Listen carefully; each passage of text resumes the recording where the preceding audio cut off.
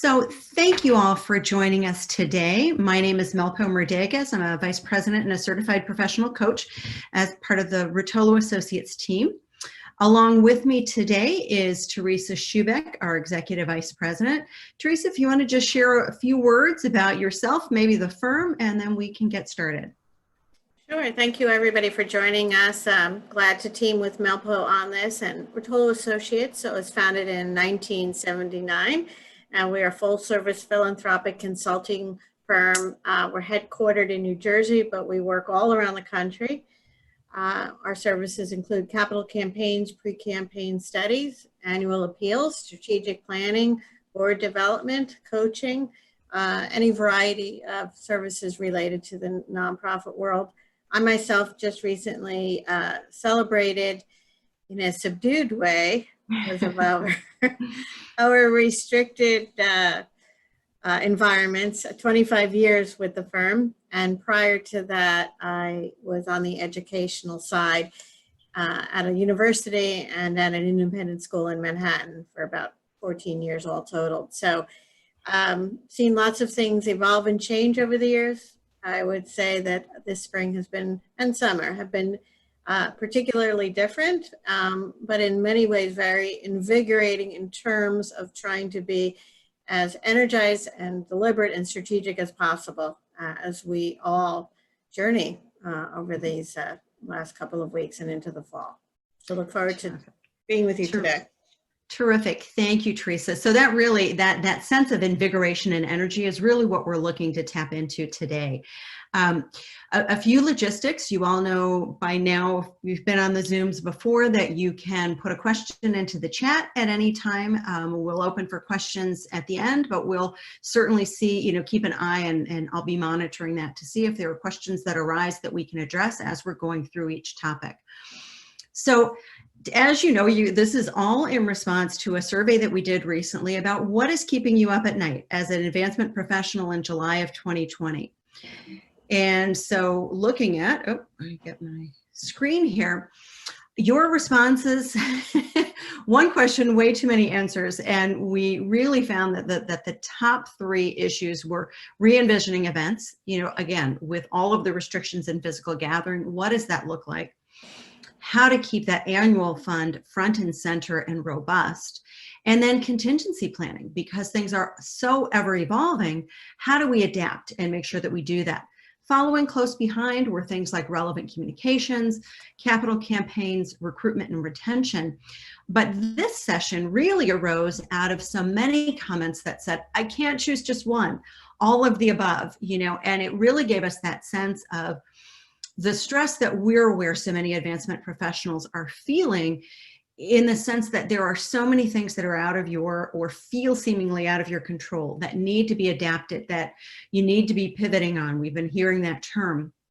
And so there's a real sense of stress that comes along with that. So what this session is really designed to do is take a look at that big picture, kind of all of the things on the plate, and give you a few tools to think about how you can reframe and kind of find the opportunities within this time to rethink some of the things that are challenging you.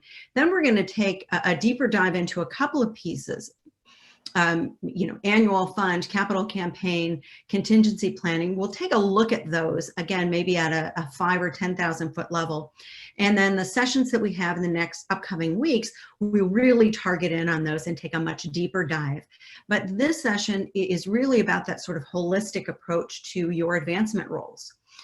Because again, we heard from you that it is balancing all of those kind of compounding expectations, and how do you set the priorities, and how do you make those decisions? So we are going to look at this a little bit from a coaching perspective, just in terms of how you reframe something. And then we'll definitely be bringing that advancement expertise into, again, some real tactical strategies that you can take to focus forward. So our top highlights for today are really start with acknowledging and validating that compounding influence.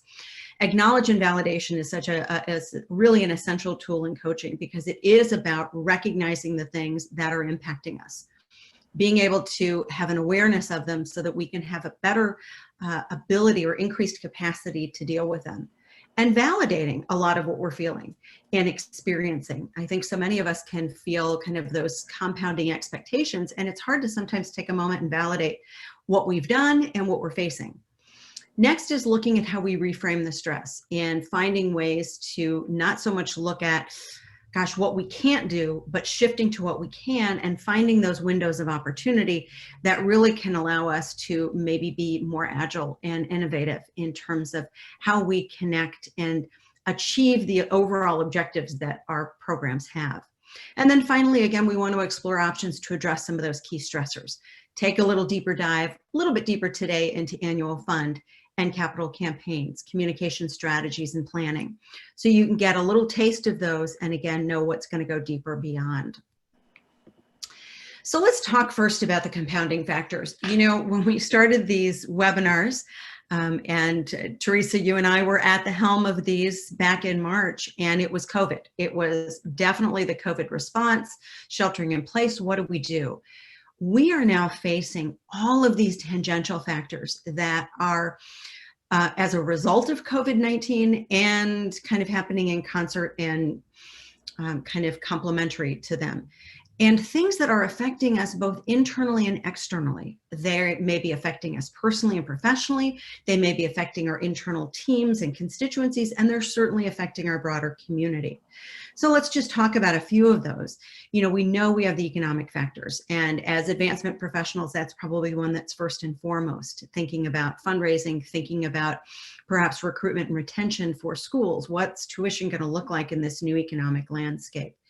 You know, equity and the issues of justice that have come forth have really been something that have caused a number of institutions and some that we work with to really take a closer look internally at some of the things that may have been initiatives they were looking at but didn't really get the priority that perhaps is now pressing on them. And so they're moving things from their strategic plan to the forefront because these issues have come. And so while it is a challenge to address those in the midst of so many other things, there's certainly opportunities for us to step up, both institutionally, personally, and professionally.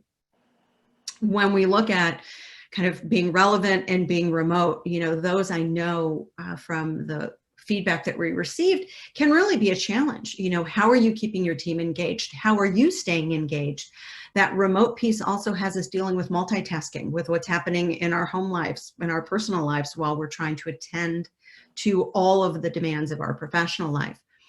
And then finally, we know that we're trying to compete with so many other causes out there and maintain our relevance while being true to mission. So all of these things kind of are outgrowths of the COVID impact, which is still front and center for us.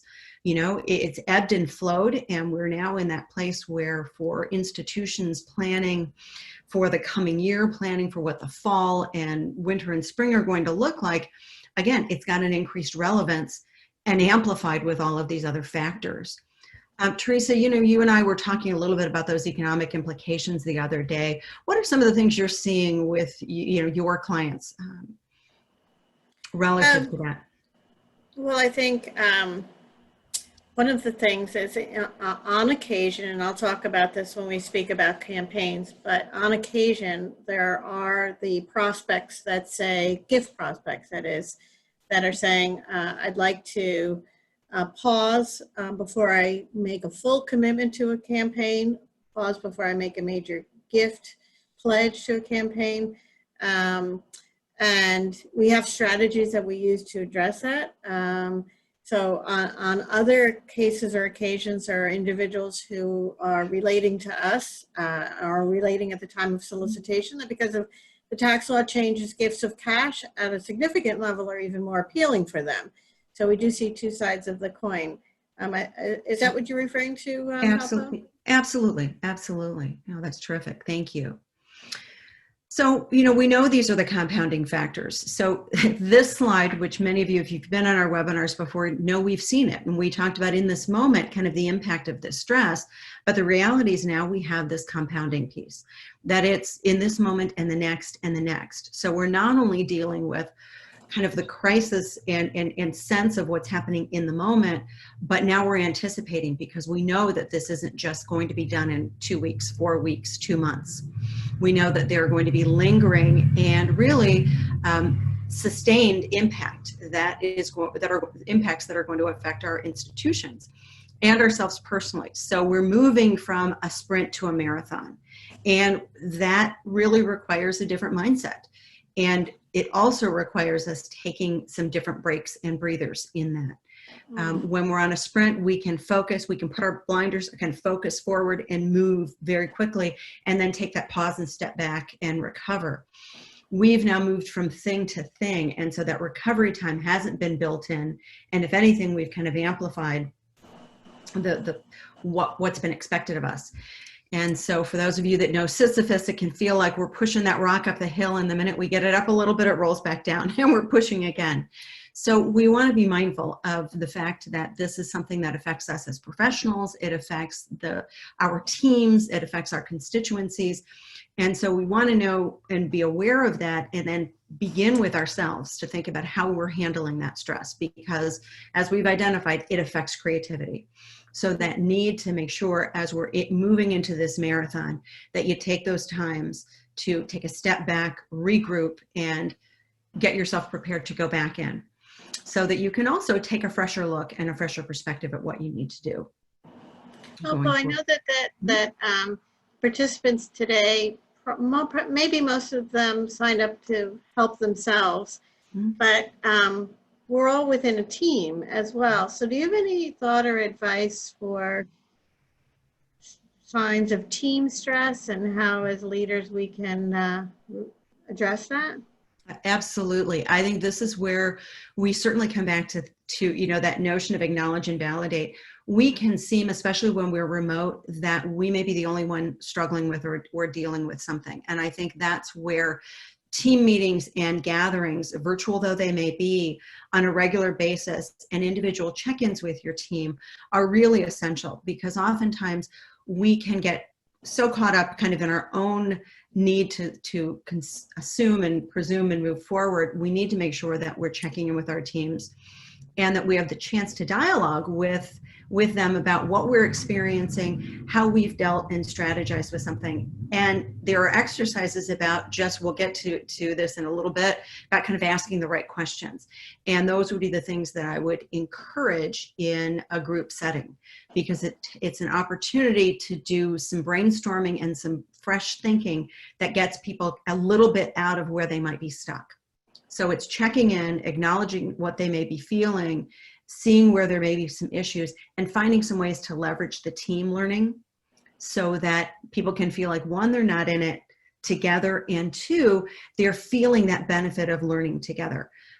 Anybody that I do some couples counseling, as you know, premarital, and one of the things we talk about is when you learn together, it's a real bonding experience. And so one of the things, interestingly, Teresa, we've just been talking about is adding a learning component to our regular staff meetings as a way to ensure that we're continuing to grow and develop our skills, and we're doing it together as a team.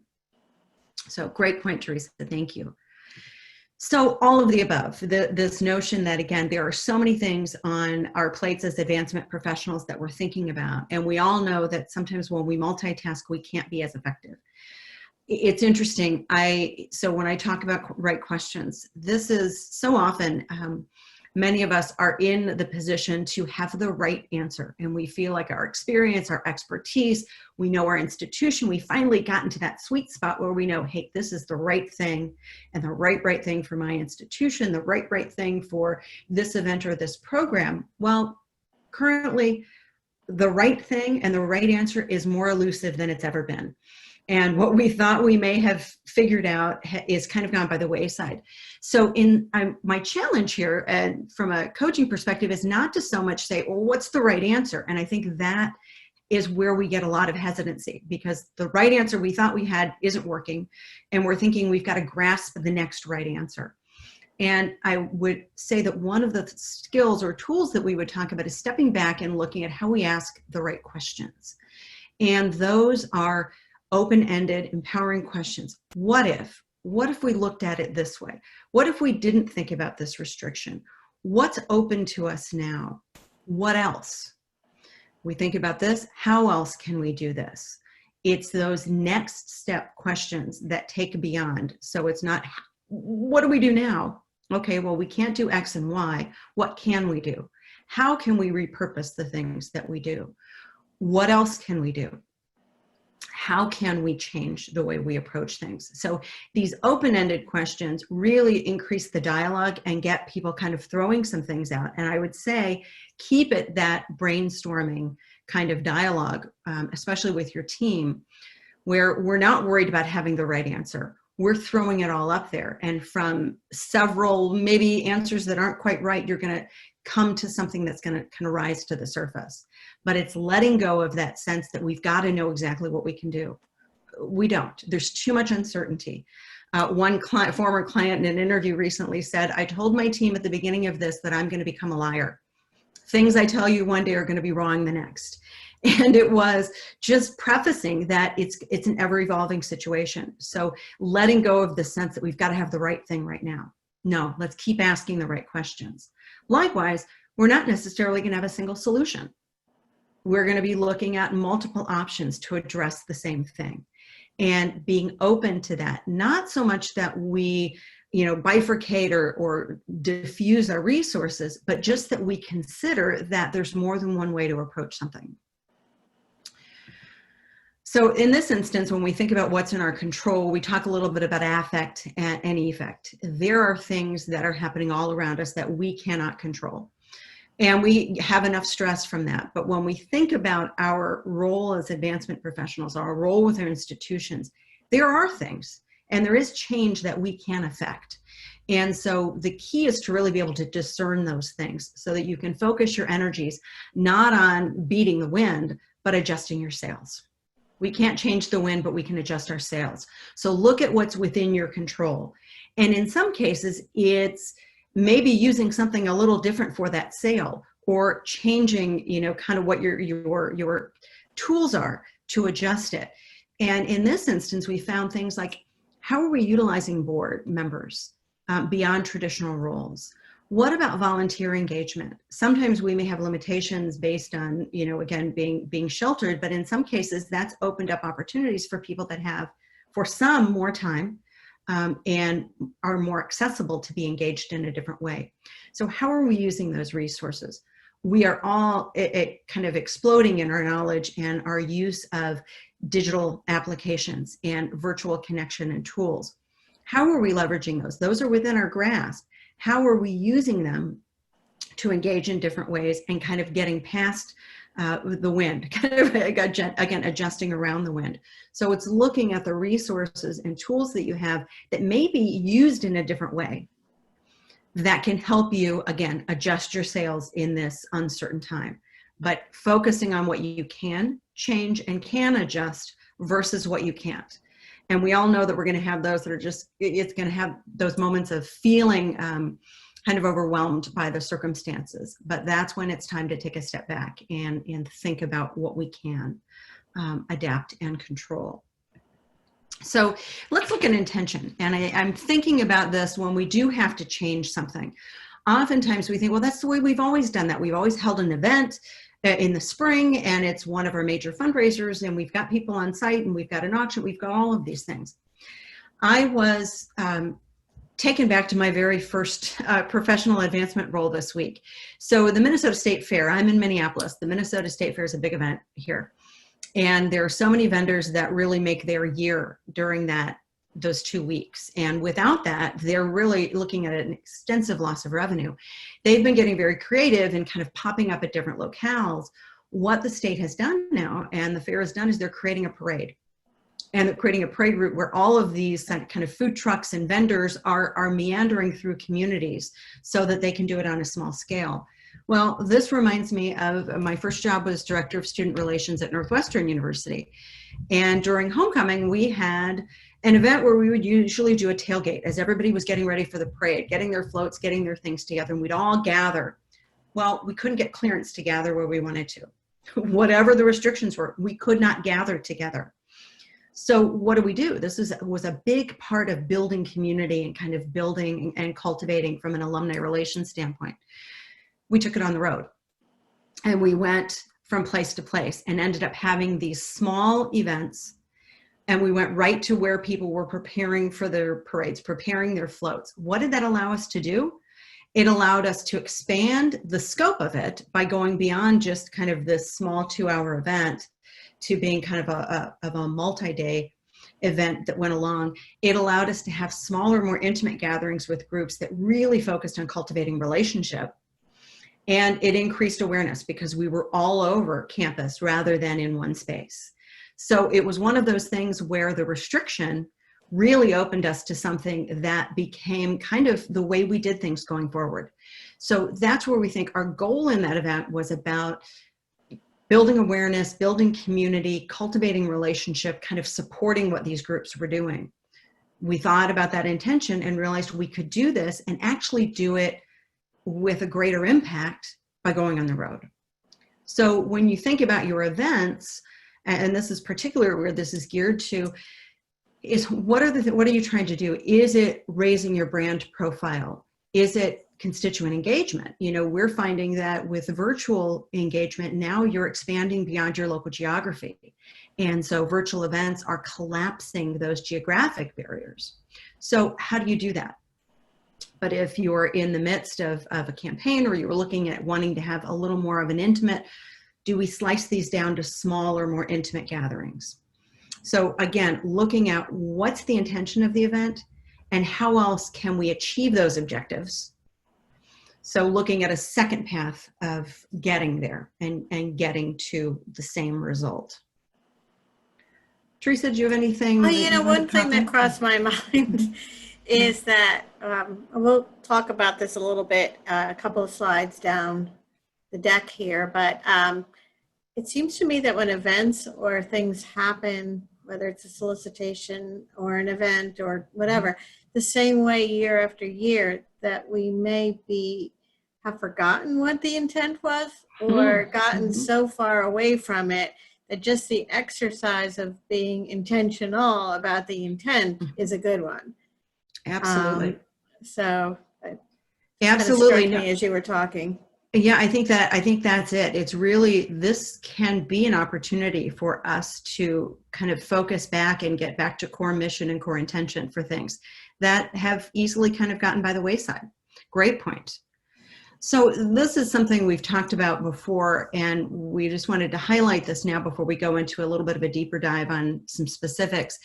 But this notion of don't assume and don't presume, there's so many things about extenuating circumstances that we can be quick to say, well, everybody's got to be feeling stressed, they don't want to engage, or we're not sure, it's not the time to ask. This really, what we have found both from our clients and from the organizations that, you know, Teresa and our team we're all involved with it personally, is that this is a real opportune time to survey. A number of people indicated that they were struggling with board members or leadership that didn't quite grasp the impact of what was happening. And we're really thinking, gosh, things are going to get bad. We just have to wait it out and things will get back to normal. Surveys are powerful in terms of their ability to tell a story. And when you engage your constituents and understand truly what it is that they're feeling and experiencing, how they're thinking about your organization and institution, not only does it provide you feedback for how to go forward, but it can also strengthen your position in saying, our constituents are thinking about us and their world differently. And that can be great validation for looking at when you may need to pivot your plan and adjust and not just presume things are going to go back to normal. With a survey, you can do things as extensive as what we do with our clients. We've done a number of enrollment surveys and engagement surveys during this time, which I will say we've been really pleasantly surprised with how robust the response rates have been. There's this sense that people are accessible in a way that they haven't been before. And they're really ready to talk about some of these things. And it's given us a chance to talk about how COVID has impacted their giving. Things like that. So we've really found that the surveys that we've been engaged in have been really fruitful and provided great direction for our institutions. Likewise, we've seen, you know, again, organizations that we're personally involved with that have done them internally as a great way to sort of set the stage to help build that team awareness of, here are some of the issues that we're facing. Again, just like what we did with all of you, was we didn't want to presume, oh my gosh, it's got to be remote. That's the biggest thing. No, no, no. We didn't want to make that presumption. We wanted to hear from you. So thinking about how you can use a survey tool from just a very small, survey monkey within your team, or something much more robust, engaging your constituents, because it's a great cultivation tool. Teresa, do you want to talk a little bit about that, seeking permission to ask at this time?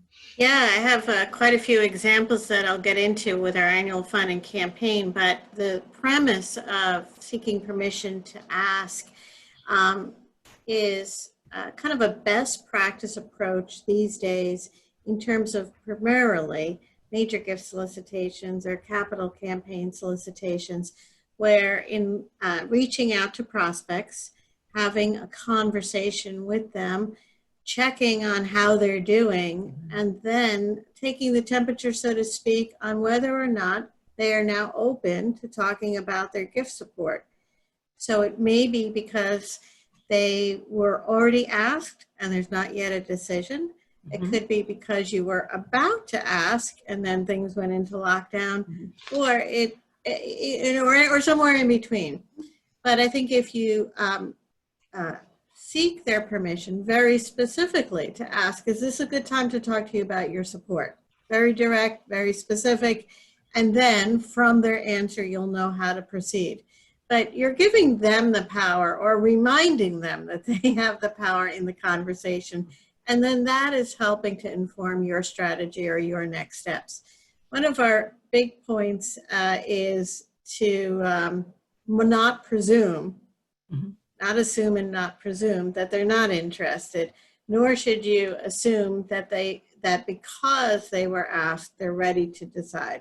So it's really kind of elongating that aspect of the conversation that you want to have at this point.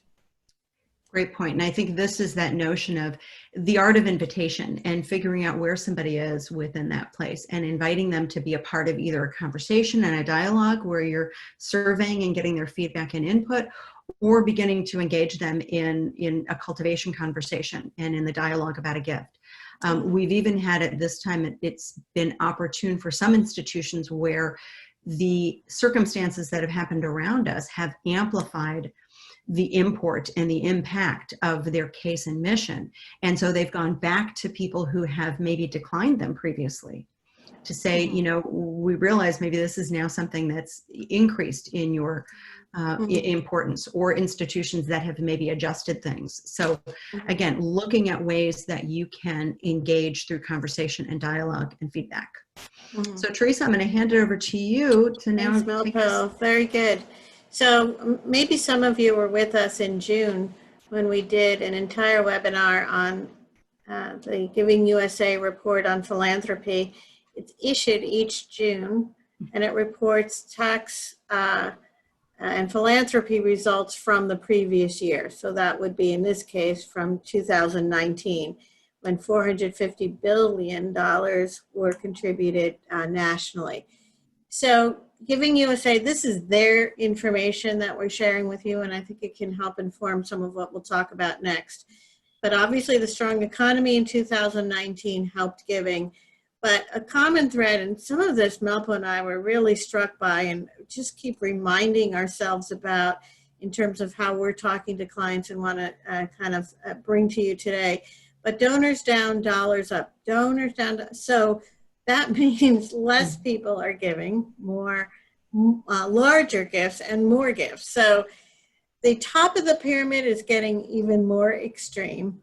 But on the other hand, what we're not doing a good job about is retaining our present donors. And this is across the board. Notably here, we also talk about different market segments that have done particularly well. And sometimes this is a reaction or result of political interest or lack thereof by our administration, and how the private sector may pick those up. So just some comment there. But about this, donor retention remains flat at 45%.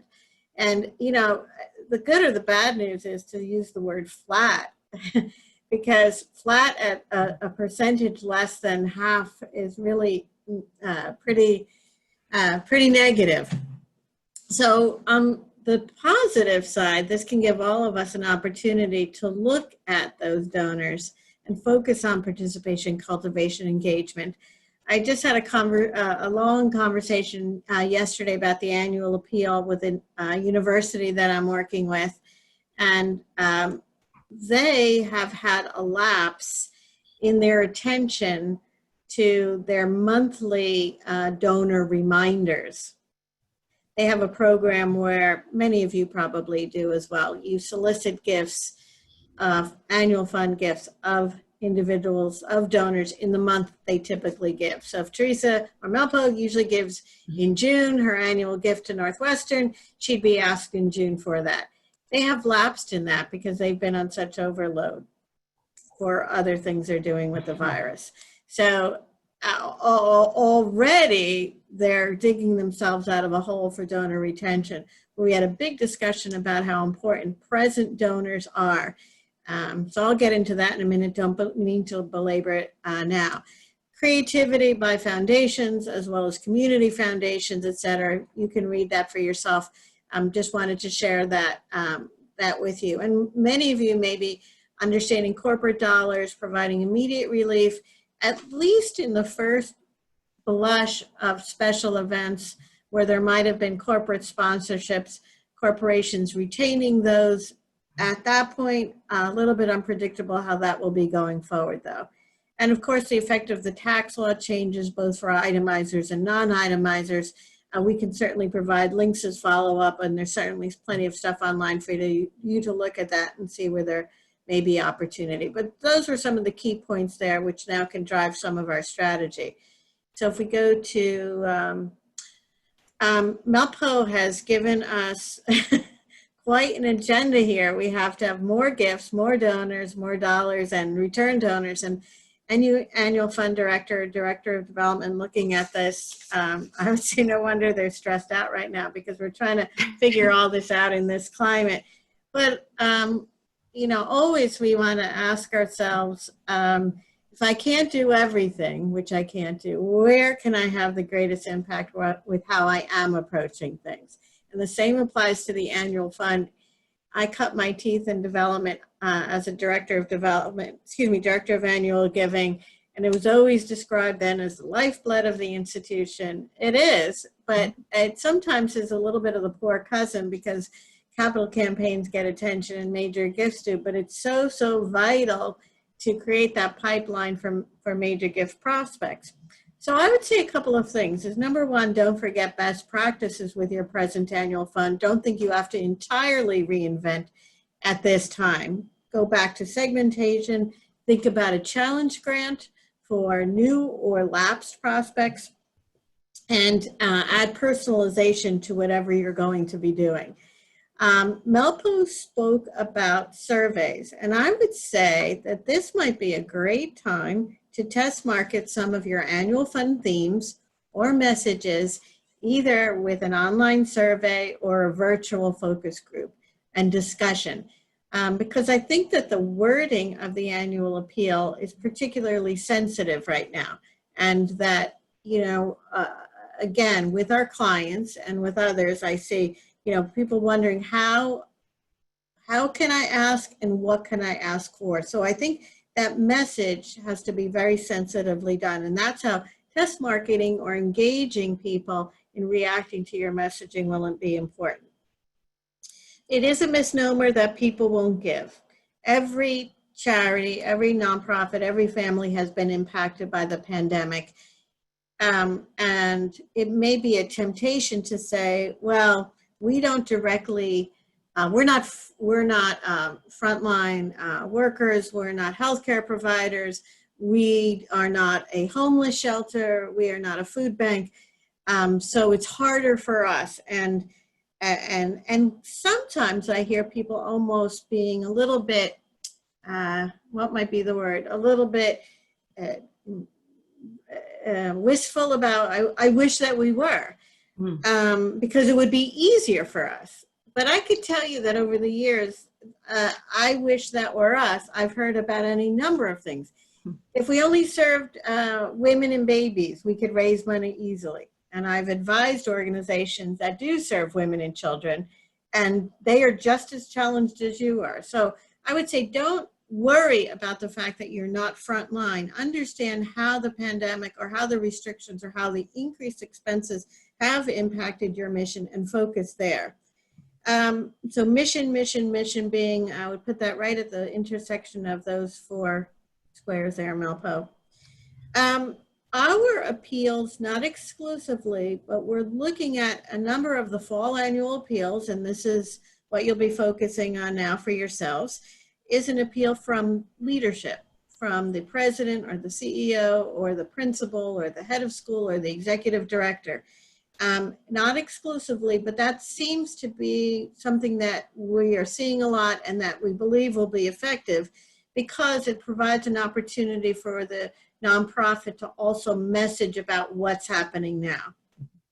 Striking that balance between touching on issues of the pandemic, even if it's in one phrase or sentence, or touching on issues of social justice, if that's how that might be affecting your institution, but then proceeding to talk about what your needs are and how their giving can affect that.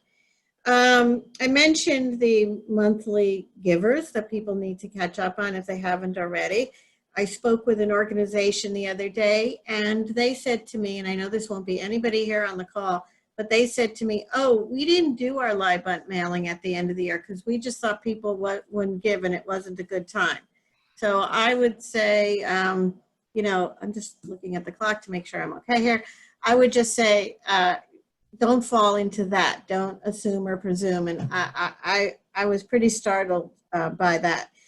I also have in the midst of some pre-campaign studies, and some feedback for an organization came to me from a donor who said, I don't sense enough urgency in their messaging, which I thought is great feedback. I understand that they're looking to raise money for endowment, but where's the urgency of right now?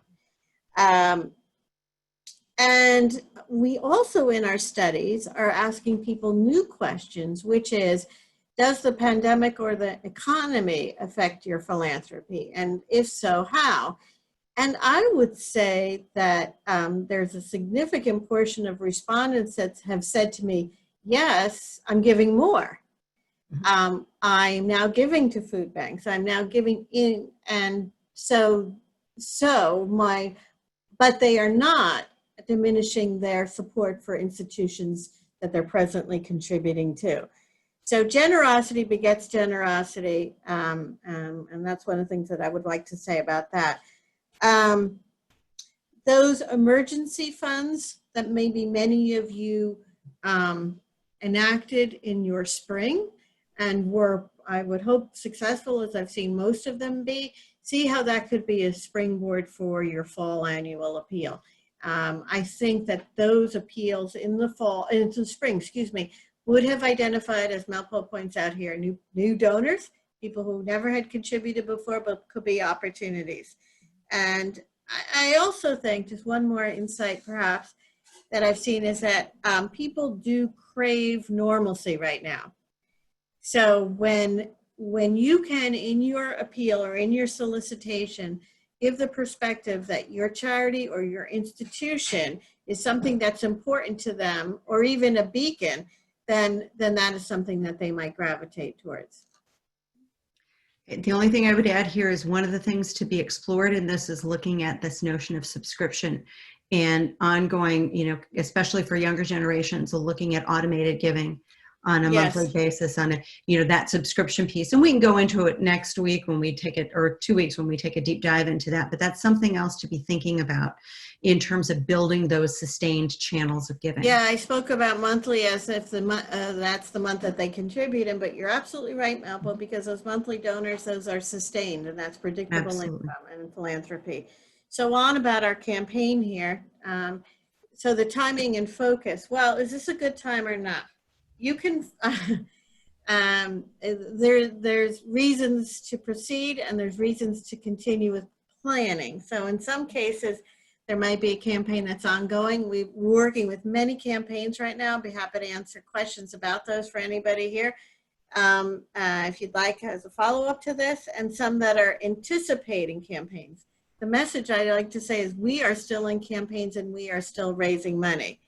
In some cases, case statements have been adjusted. In one case, as an example, for a school in Manhattan, some of the renovation and the reconfiguration of space is being adjusted to allow for greater social distancing. They're actually doing construction in phases that will allow greater latitude by the head of school for safety for their students. So there's an opportunity where the case or the need was slightly adjusted to accommodate the times. And another case study, so to speak, of an institution that had both a capital component, a building component, and an endowment for scholarship component, they've readjusted the ratio, seeking more money for endowment and scholarships, both present and endowed, and diminishing the capital project. Because they knew now they're in a different kind of competitive market, they need to offer scholarships, and that's also what their donors were gravitating towards.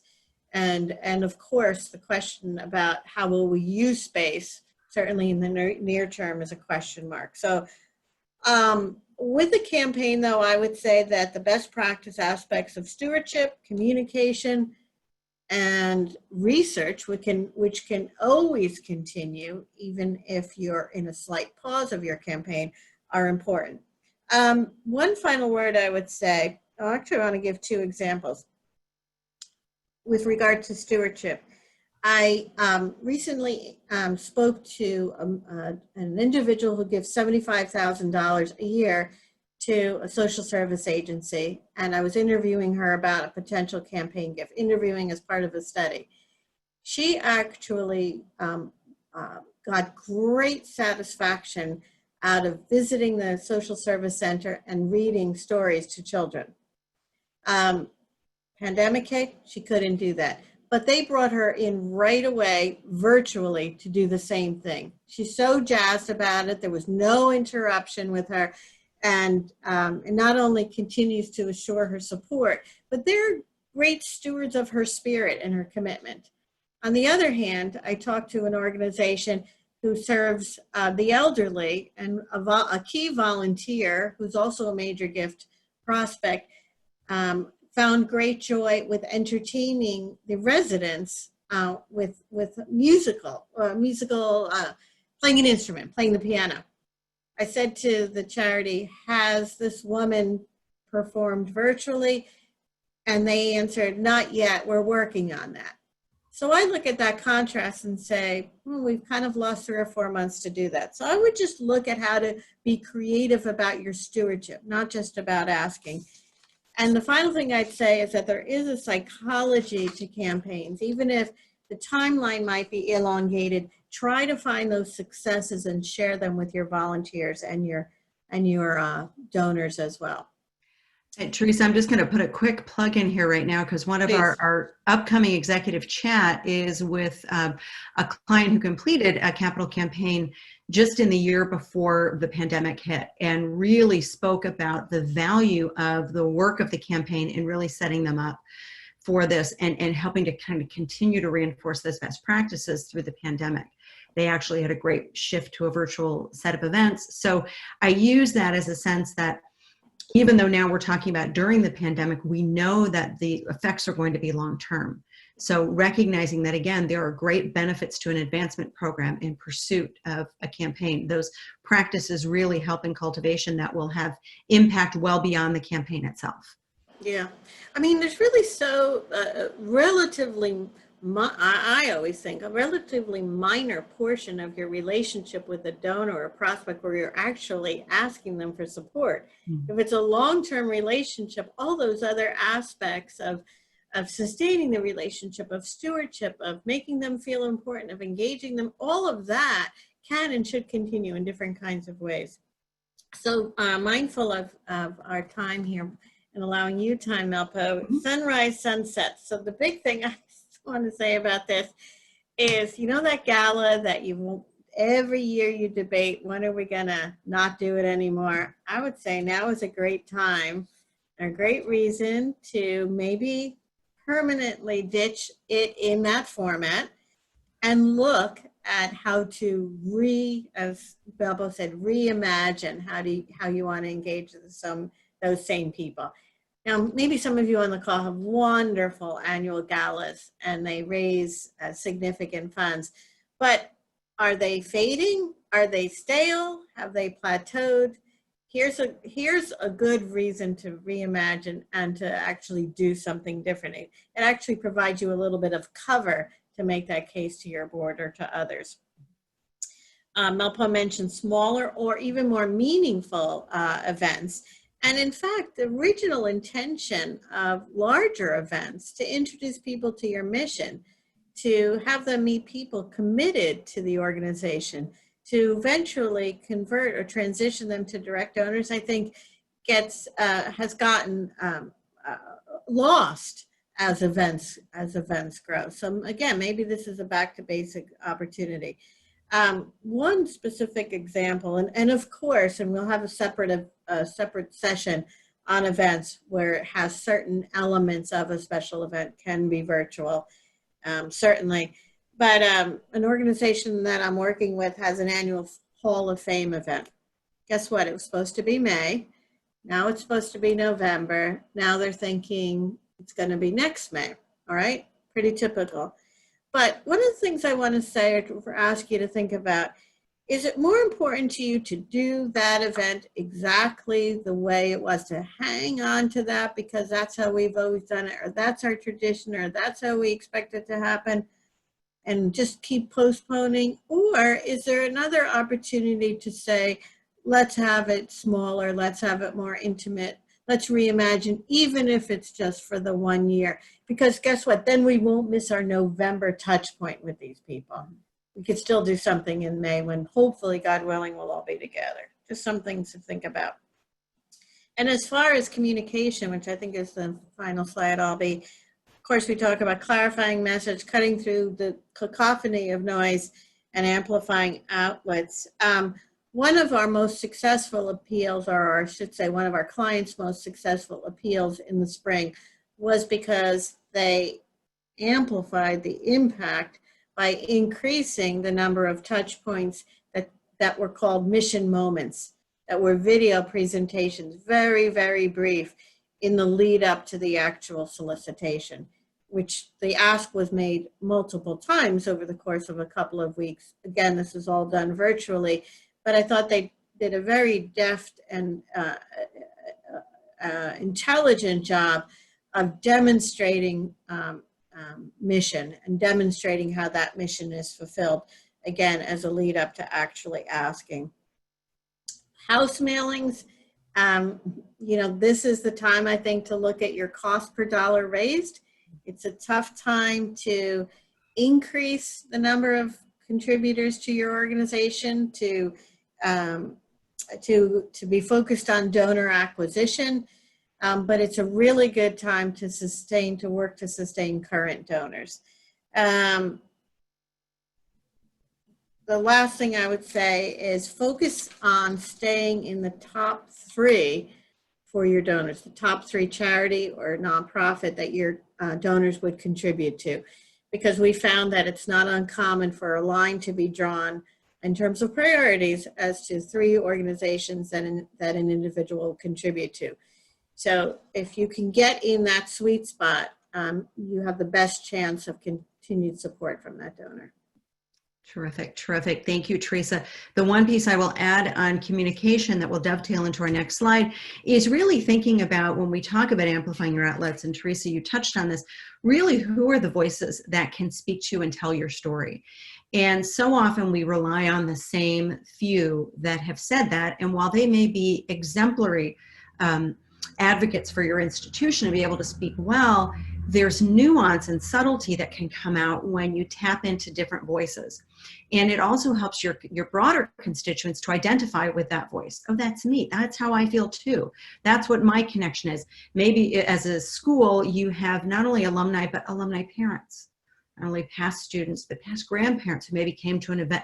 There are different ways that you can tap into the voices that will speak, and they will speak to a broader audience. So think about those ripple effects. And this opportunity for short video has really been impactful and easy to execute virtually and to distribute. And it's very low cost from that standpoint as well. So when we think about that, Teresa mentioned this, that'll never work. We've never done it that way before. You know, how many of us have sat in meetings with board members, with volunteers, with even our own team, and we try to bring a fresh idea, try to bring some innovation, and there's that hesitancy to change. Well, the world is upended. And so in many cases, this is, as Teresa said, an opportune time for things that we may have really wanted to shift or things that absolutely have to. And so we want to look at how do we reframe those challenges as opportunities and find ways to strengthen and emerge stronger, not because we've missed this event or lacked the ability to execute in one way, but we find a way through this to create an even more compelling and a more sustained model. One of our clients is within the faith-based community, a group of, more than 58 regional parishes, and many of them rely heavily on festivals. These large-scale events. While they have stewardship and ongoing annual appeals, they also have these major events that not only bring in a great deal of revenue, but really raise brand awareness and are opportunities to invite people in to come to join their community. And so the question is really, how do we look at re-envisioning that and getting some of those same intentions, some of those same outcomes in a new way? And part of that begins with, refreshing stewardship. But for many of these institutions, what they're looking at is actually in response to this community, doing kind of a pivot, give back and outreach, and focusing less on the dollars raised, because when they think about the cost to raise those dollars, in events, we always have to look at that. What are the costs, not only the absolute costs, but what are the manpower costs, the volunteer hours, all of that gets tied in to yield what we do for the event, and look at instead focusing on how do we really connect and engage with the broader community. And so in some of these cases, they're doing give back events and ways to serve the community. And there again, shifting the focus to one or two of their intentions. Not that they still won't get some, they're doing, giving in other ways, but again, it's a way to re-envision because of this, and it's an opportune time to do so. So thinking about how you get, inviting your constituents out of their comfort zone. And by constituents, we mean leadership as well. I think oftentimes that can be some of the most difficult or challenging conversations at the outset, is changing our own team, changing our leadership, changing our internal. This is how we always do it. Our constituents may be hungry for that and eager for it. So again, look at the opportunities to flip the script, and we'll talk a little bit more about this on the event one next week. Remote, relevant, and retained, as we're coming into, our final few minutes here. I want to, many of you talked about, just that sense with this all of the above stress, getting everything done, staying relevant, holding on and kind of, validating my position and my role. What happens if I'm out of a position, if people are being furloughed or let go, staffs are being compressed, more is being expected of us. So we want to focus again on a few things that, again, you have the agency to do personally as a professional and also within your institution to, again, maintain your relevance and import while you're operating remotely. First and foremost is connect with mission and kind of why you do what you do. That's institutionally, personally, and professionally. Teresa mentioned an annual fund mission. It is so easy to get diverted to something else in the name of relevance. But when we think about, does that really resonate? Is that really why your donors or your constituents are part of your organization? Make sure you're true to mission, and true to mission for yourself too, because that authenticity comes out in how you execute what you do. Next is engage. Engage yourself in your work, engage your team members, engage your advocates, your leadership, and your constituents. We've talked about a number of ways to do that, whether it's internally with your team, kind of building morale. We definitely, again, we operate independently. We all, very few of us work in standard times or previous times in one office at the same time. We're off with clients. We're in different parts of the country. We have found that this has now been an opportune time for us to do weekly meetings, which we never did. And that has been a great opportunity for us to touch base, get to know where each of us are in terms of what's happening in the world as well as our clients. And then we use them as growth opportunities so that we can learn together. Opportunities like surveys and things to engage your leadership. Please think about ways that you can do them, again, on a small scale or a larger scale, to begin to cultivate. But that's a way to make sure that you are staying impactful and connected to your constituents. Contribute.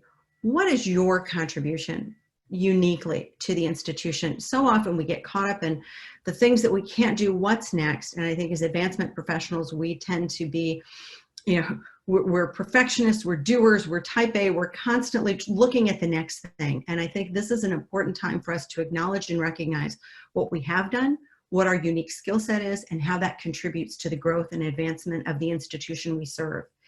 It is not only important for the institution, but it can be important for us to recognize and acknowledge and account for what we've done.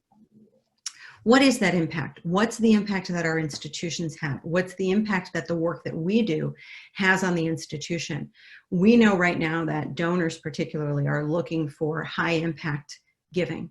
They want to see the difference that their dollars are making. And as the competition for the philanthropic dollar continues to expand and actually gets heightened in this era, we really want to look at, okay, what is our unique impact and how do we tell that story?